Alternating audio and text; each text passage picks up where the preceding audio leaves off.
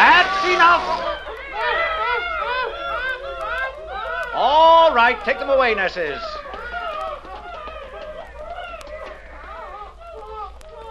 Observe. Henceforth, books and flowers will be associated in their minds with loud, unpleasant noises and electric shock. And after 200 repetitions of the same or a similar lesson, will be wedded forever. What man has joined, nature is powerless to put asunder. They'll be safe from books and botany all their lives. But, sir, since these are lower caste children anyway and will never read, why bother to condition them against flowers? Simple economics. If gammas, deltas, or even epsilons like flowers and nature, soon you'd see them wasting their time visiting the countryside. And of what economic use is that? A love of nature keeps no factories busy. It was decided to abolish it, at least among the lower classes. Any further questions? Sir, would you tell us about sleep teaching? I'm glad you asked that. The most ingenious development of all, sleep teaching, is given to all our children as they grow to maturity. A little voice murmurs slogans in their ear all the night long while they sleep.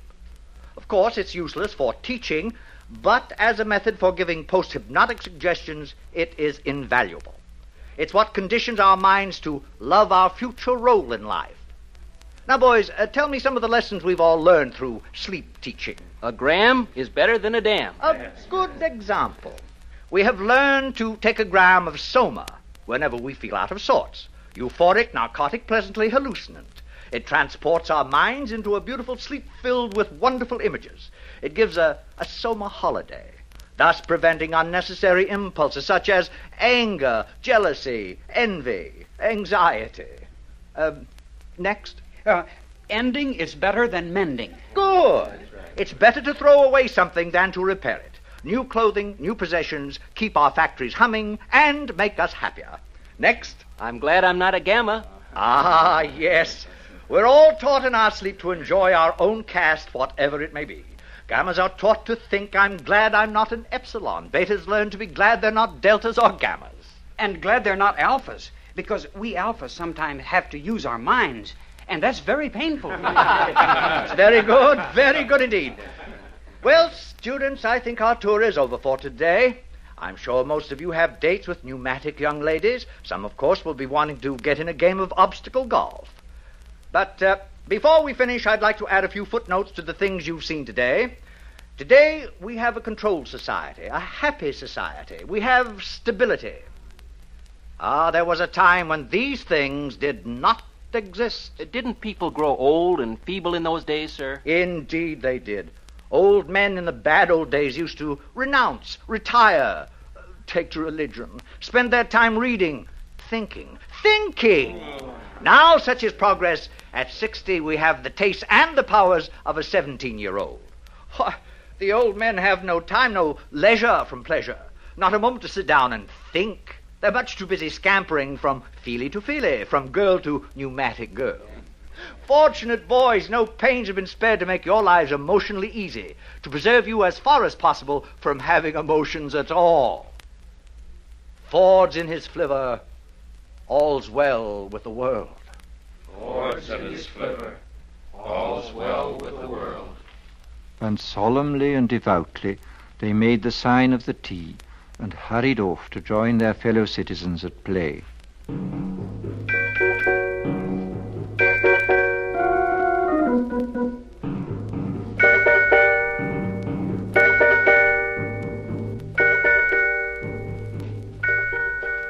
In spite of Fanny's dire warnings, Lenina Crown made a date that evening with the eccentric Mr. Marks, partly to show Fanny her courage, and partly because she was curious.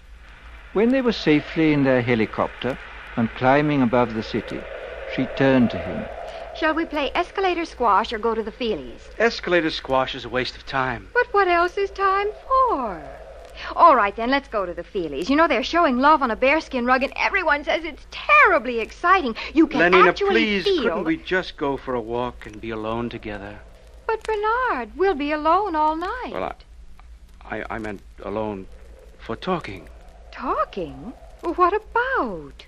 Oh, you're beginning to feel nasty. I can tell. Take a soma, Bernard. I'd rather be myself. Myself and nasty, not somebody else, however jolly. A gammon 9 saves 9. Oh, for Ford's sake, be quiet.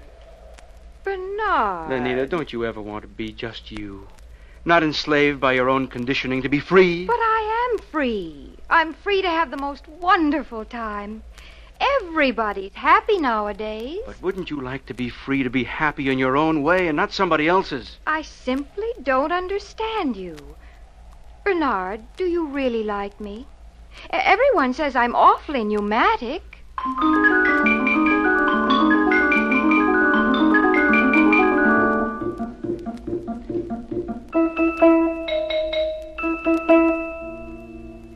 Eventually, Bernard took Lenina to the Westminster Abbey Cabaret, where Calvin Stopes and his 16 saxophonists were playing. Also featured was London's finest scent and colour organ, and all the latest synthetic music. With the aid of 4 soma tablets, Bernard managed to spend a successful evening with the girl, and the next morning he agreed to apply at once for a permit to visit the Savage Reservation. He was quite nervous as he stood before the large desk of the Director of Hatcheries and Conditioning. Oh, going to take Lenina Crown, I see. Yes, sir. Very pneumatic. Yes, sir. New Mexico Reservation. How long ago was it? Let me see. 25 years? I must have been your age then. Sir? I had the same idea as you. Wanted to have a look at the Savages. Got a permit for New Mexico and went there for my summer holiday. With my girl of the moment. She was a beta minus, I think. Oh, yes. She had yellow hair and was especially pneumatic. Well, it was terrible. We rode about on horses and all that, and the last day of our stay, she got lost. Somewhere in those horrid mountains. Lost. We never did find her, poor girl. Must have fallen in some crevice. Yes, we searched for days, but no luck. Miserable trip. You must have had a terrible shock. What? Oh, don't imagine there was anything unethical about it. Nothing emotional or long drawn. It was all perfectly healthy and normal. I'm sure it was, sir. What's that? Oh. Mr. Marks, I should like to take this opportunity of saying I'm not at all pleased with the reports I receive of your behavior outside working hours. Alphas are so conditioned that they do not have to be infantile in their emotional behavior, but that is all the more reason for their making a special effort to conform. And so, Mr. Marks, I give you fair warning. Yes, sir. If ever I again hear of any lapse from a proper standard of infantile decorum, I shall ask for your transference to a subcenter, preferably to Iceland. Good morning.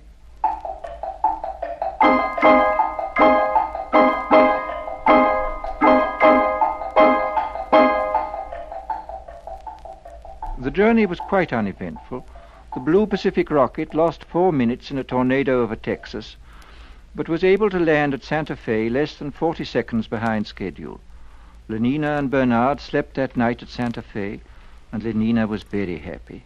Imagine 60 escalator squash racket courts in the hotel, and obstacle and electromagnetic golf, too. Oh, Bernard, it's simply too lovely. There will be no scent organs, television, or even hot water once we get out on the reservation. I can stand it. You'll see. Only progress is lovely, isn't it?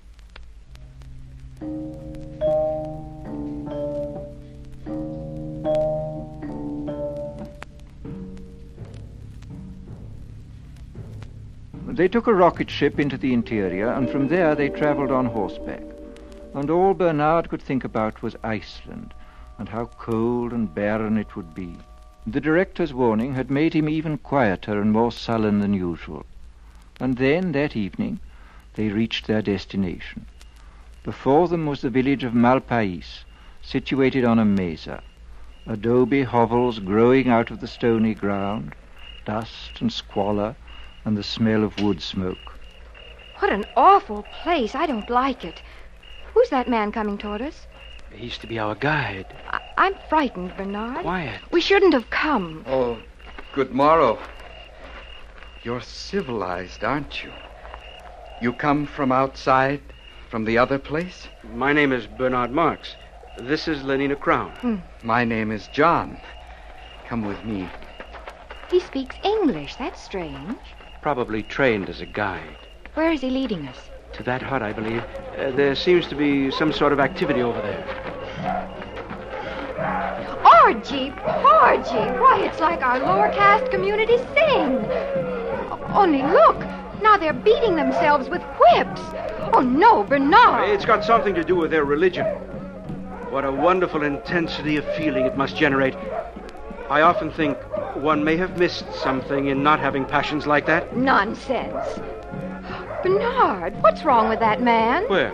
Oh, he's just old, that's all. Old? But we don't look like that when we're old. He's so wrinkled, Oh, it's horrible. That's because we age all at once. We stay 17 until we're 60 or so, and then we die, and they burn our bodies and recover the phosphorus for the good of the world state, just as it should be. But this...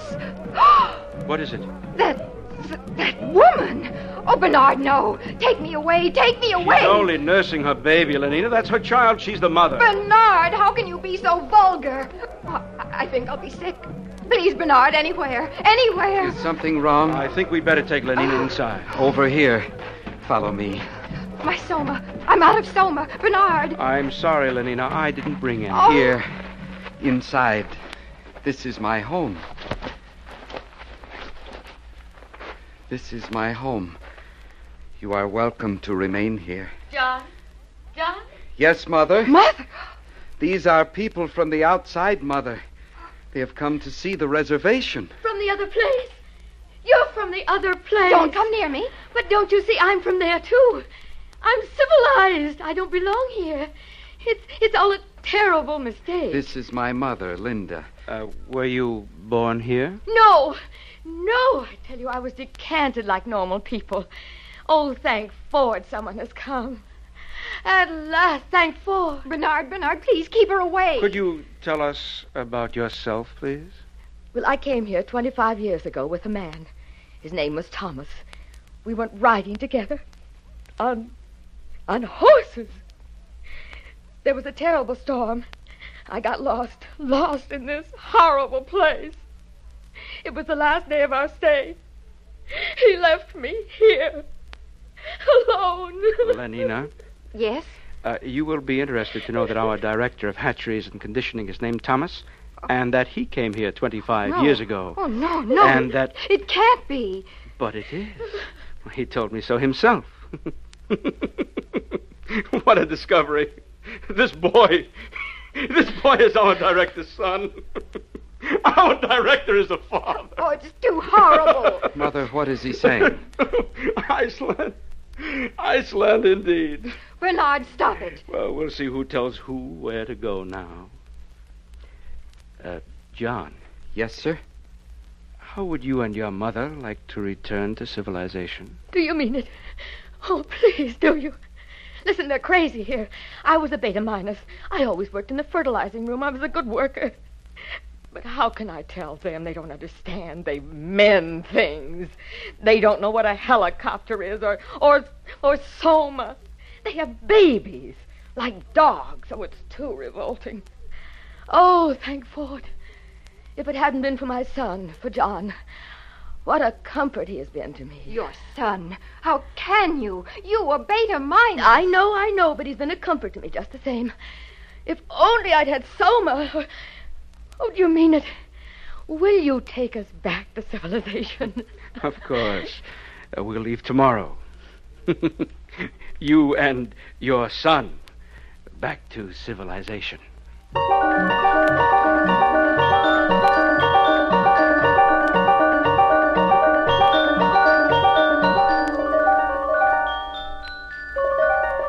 And Bernard was as good as his word. That very night, he and John and his mother and Lenina took the Blue Pacific rocket to London. For Lenina, it was a happy trip, since she had taken 4 somas the minute they got back to the hotel. For John, it was a voyage of discovery. Poor Linda, his mother, could only weep for joy. But for Bernard, it was a moment of triumph. Triumph such as he had never known before.